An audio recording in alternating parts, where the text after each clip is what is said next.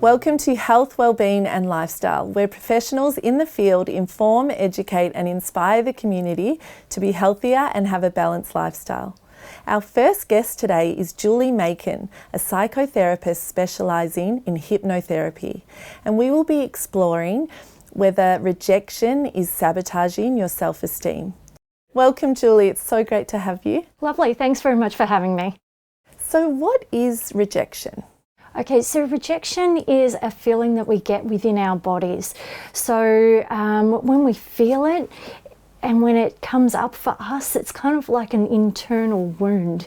And when it's touched, when something happens to us within our environment and that wound is touched, it really hurts.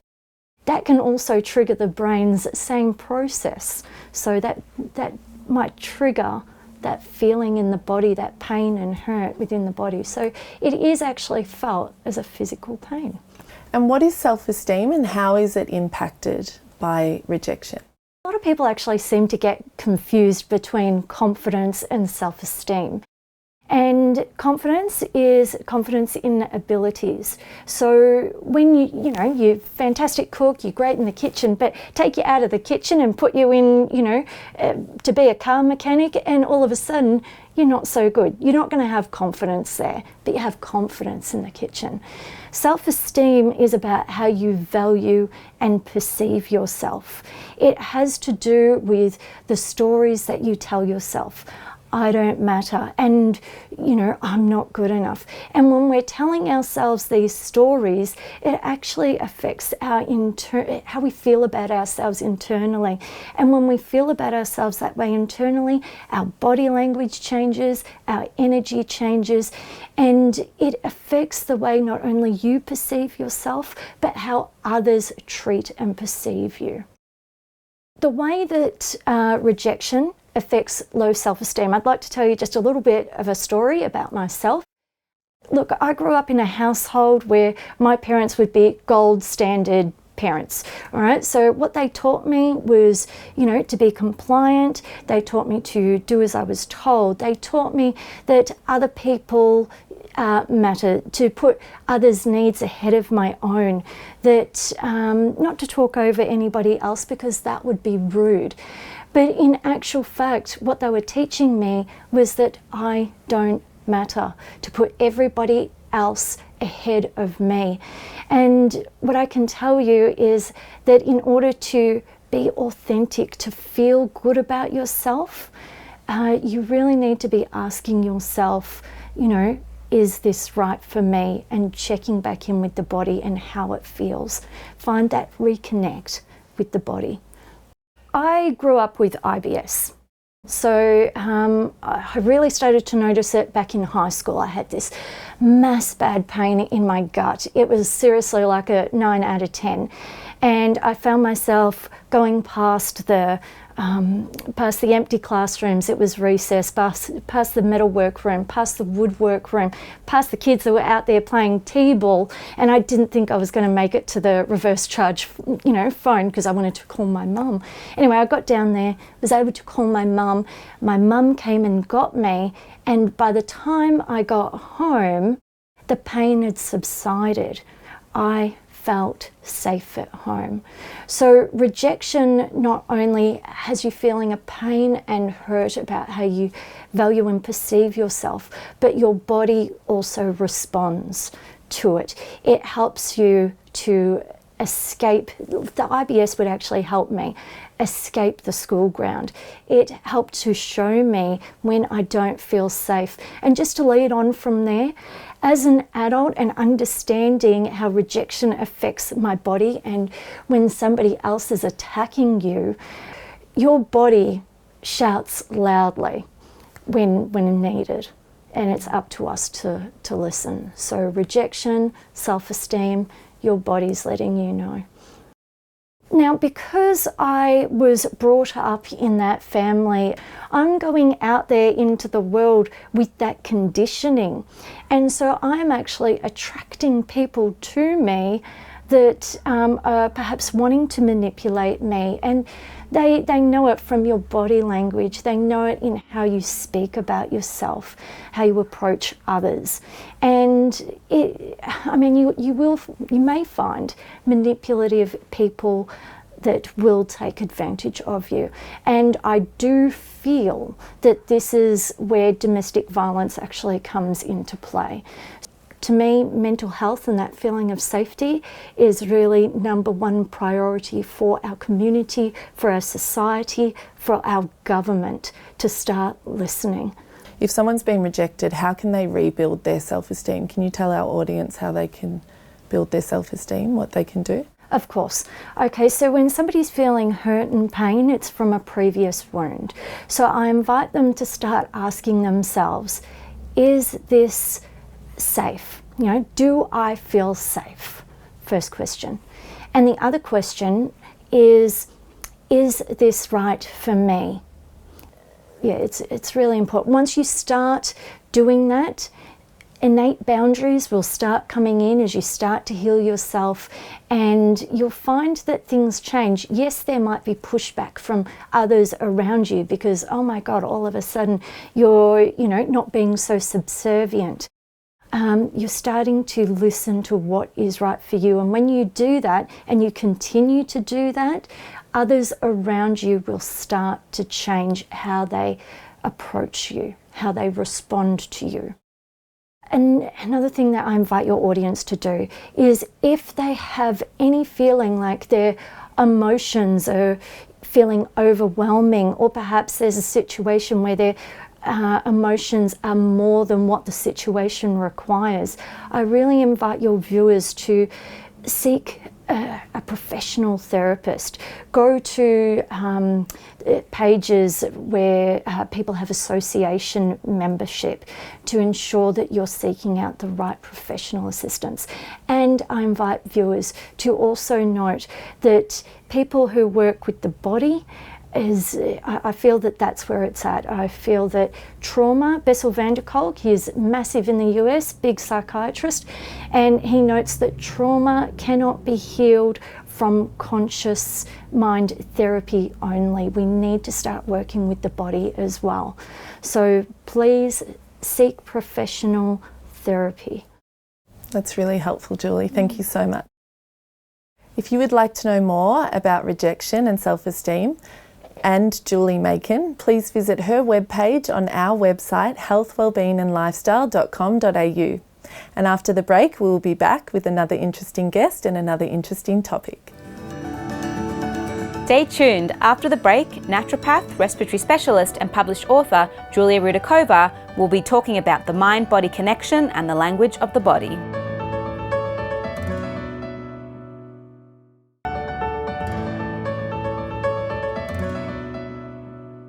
Welcome back. Our second guest is naturopath, respiratory specialist and published author Julia Rudakova, and she will be talking about the mind-body connection and the language of the body. Welcome, Julia. Thank you so much for having me. How does our body speak to us?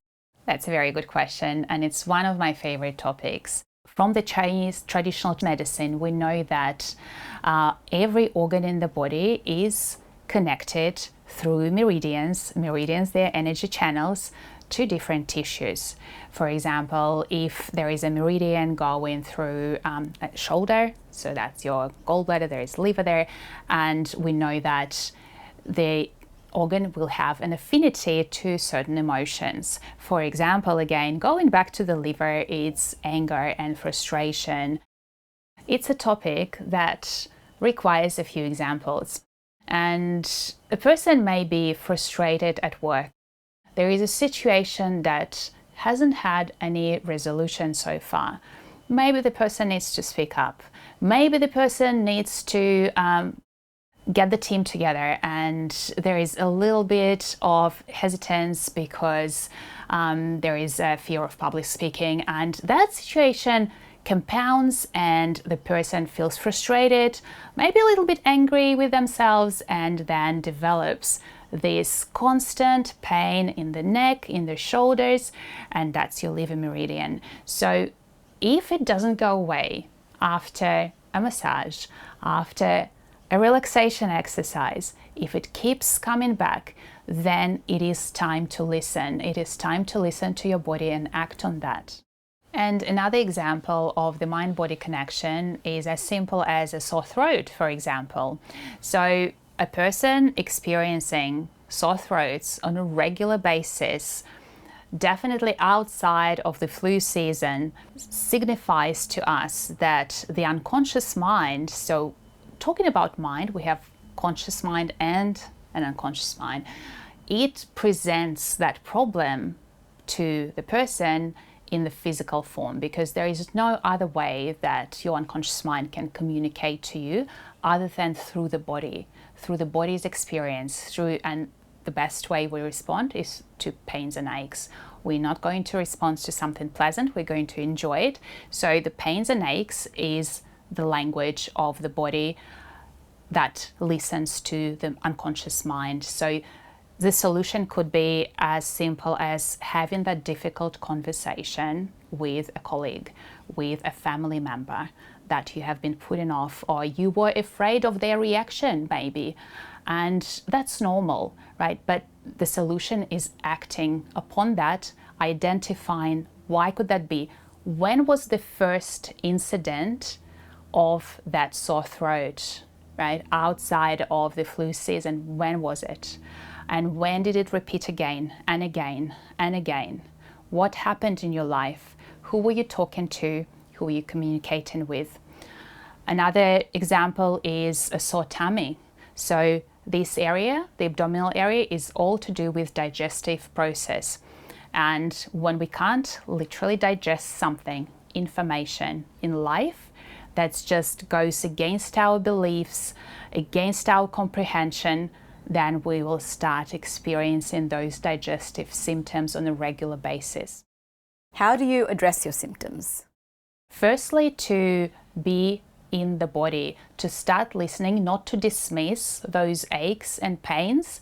If they come with regularity, if it's a pattern, then we need to be able to drop into the body and start listening and moving that emotion. Just as I mentioned, that rock that you throw into the water and the ripples, we need to be able to move those ripples up out into the edge of the pond so that they are neutralized and the body is not affected. What are your tips for understanding the language of the body? So now, to understand the language of the body, we need to be able to experience the body fully. We need to be in the body. And you will say, well, how is it you're not in the body? We're all in the body. Oftentimes, when we're immersed into problems, problem solving, we literally get outside. We dismiss the body's symptoms. We dismiss what we're feeling. And I know it's funny, but the most common thing is that we don't stop and have a toilet break when we're submerged into some problem solving, and we don't have a snack when we need to. We don't have a glass of water when the body asks for it because we stop listening and we think that we can do it later. And the same with emotions. Putting it on the back burner is never going to work because we will forget, and then the compounding effect of that is greater aches and pains. So to be present in your body, the easiest way to do this is to be able to control your breathing. So the breathing is your bridge, is the bridge between the mental and the physical, between the emotional and the physical, and even the spiritual and the physical, because in the word respiration, you know, we have the root is spirit, inspiration, respiration, all that linked to the spirit. And when we do the slow breathing and bring ourselves into that parasympathetic nervous system response, which is rest and digest, everything slows down. We can start listening to how we breathe, to our breathing rate. We can connect to our breathing muscles, to the diaphragm, drop the shoulders down and feel the body. And normally in that time, in that moment, nothing else exists. And if we manage to take that break, even once or twice a day, to connect to ourselves and to start listening to our body, your health will benefit greatly. And as always, please seek advice from a health professional and get your individualized health plan. Thank you so much, Julia. If you'd like to learn more about the mind-body connection and Julia, you can visit her webpage on our website, healthwellbeingandlifestyle.com.au. Stick around because after the break, we'll be back with another guest and another interesting topic. Stay tuned. After the break, naturopath, lecturer and author Michèle Wolff will be talking about the importance of the nervous system to the digestive system's health.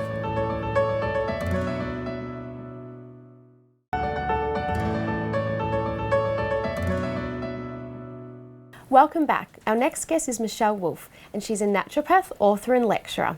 And the topic we'll be discussing today is the importance of the nervous system and the digestive system's health. Welcome, Michèle. Thank you, Megan. Michèle, what's the difference between the two?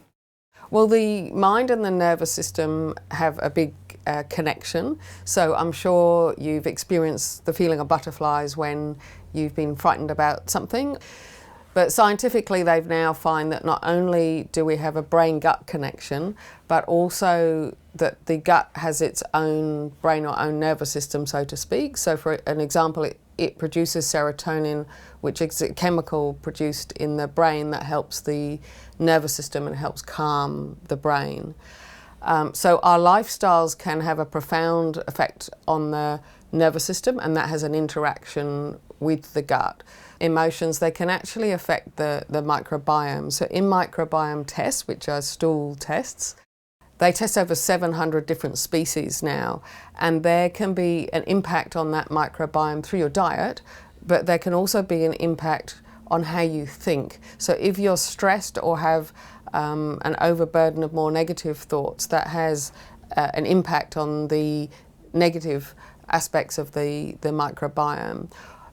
And also that kind of stress has an impact on your upper digestion, so you won't produce as much pancreatic enzymes from your pancreas or as much hydrochloric acid from your stomach, and the liver's implicated in that as well. So if you're frightened or holding on, it can kind of shrink those digestive chemicals, and it can also have an effect on constipation if you're holding on. Whereas completely different to that, you can have diarrhea if you're very anxious about something, and that can follow the butterfly feeling in the gut. And in your diet, a lot of people have coffee, but if you have a delicate nervous system, when you have a coffee, it will likely make you more anxious, and it will either give you diarrhea or pain in the gut or inflame the gut. The other thing that coffee does is it's a diuretic, which means it makes you pee more, and then that has an effect at moving out magnesium, potassium and calcium, and those are major minerals for your nervous system. So you'll likely become more anxious or more stressed from those coming out. There are also lots of other foods that have an effect on the nervous system and then on the digestion. So any kind of junk food or sugar will make the body more anxious and more depleted, and then have an effect on wiping out your good flora and fauna in the gut, and having a negative effect on that. But if you have whole food, so for example whole grains, legumes, good proteins, lots and lots of plant foods, then you'll get the nutrients for your nervous system. So the main ones being the magnesium, the calcium, the potassium, B vitamins are very important as well. And then the gut will have less effect. Also, if you have long-term worry or you have a very responsible position and you've got things going over and over in your mind a lot, you can develop inflammatory bowel disease. You can also develop inflammatory bowel disease from the wrong food. Oh, fantastic. Is there any special foods or herbs that can assist with this? Most people will have heard of chamomile. This is both a relaxant to the gut, and it also has a slight bitter taste, and that anything that's slightly bitter helps you produce more good digestive enzymes and good digestive juices, and it helps you produce more bile, which is necessary for the digestion as well. So ginger's a really good digestive, cardamom, fennel and peppermint. Those are really excellent also for building up the strength of your digestion and to have after food to help you digest that food more easily. So they might stop bloating and wind and make the whole passage of digestion easier. And you can use these spices generally in your food as well. So the more you use digestive spices, cumin is another one, the stronger your digestion will become. That's great. Do you have any extra tips for our viewers on how to improve their digestive health? Yeah, sure. So firstly, sit down to eat. I think a lot of us eat on the run, eat in the car, eat standing up. So sit down, chew your food really well, and practice one meal a day where you're actually chewing until the food is a liquid in your mouth, because you've got a lot in your saliva in your mouth that starts the digestion of food. Make sure you're generally well hydrated. Make sure that you don't lie down after eating. This weakens the digestion. So you're best to go for a walk for at least 10 minutes after a meal. Avoid eating late at night. So your digestion is strongest when the sun's highest in the sky. So that's normally between 12 and 2. The other thing is to only eat when you're hungry. So if you're eating and you're not hungry, it means you're still digesting the meal from before. That could be the night before. At the same time, don't let yourself get starving. You know, that can be detrimental to the body as well. We need to be nourished as well as have times of fasting. Just a healthy general plate of food would be half a plate of plant food with lots of green leafy vegetables in there. They stimulate the liver to produce more bile and help digestion. A quarter of a plate of carbohydrates, so within that would be starchy vegetables like sweet potato and pumpkin, or whole grains like brown rice, quinoa, buckwheat. And then about a quarter of a plate of protein, whether that's animal protein, vegetarian protein or vegan protein. And within that about 20% of good healthy fats. They are very important for your nervous system. And fluid is best to have warm for your gut, so that absorbs more. And you need to have enough for your height and weight. So if you times your weight by 33, so say if you're 60 kilograms and you times that by 33, you'll get the amount of mils, so it might be 2,000 mils, which is 2 litres, that you should have a day. And it's important to drink systematically. Thanks for such valuable information, Michèle. If you'd like to know more about the importance of the nervous system and the digestive system's health and Michèle Wolff, please go to her webpage on our website, healthwellbeingandlifestyle.com.au. That's all for us from today. Bye-bye until next time.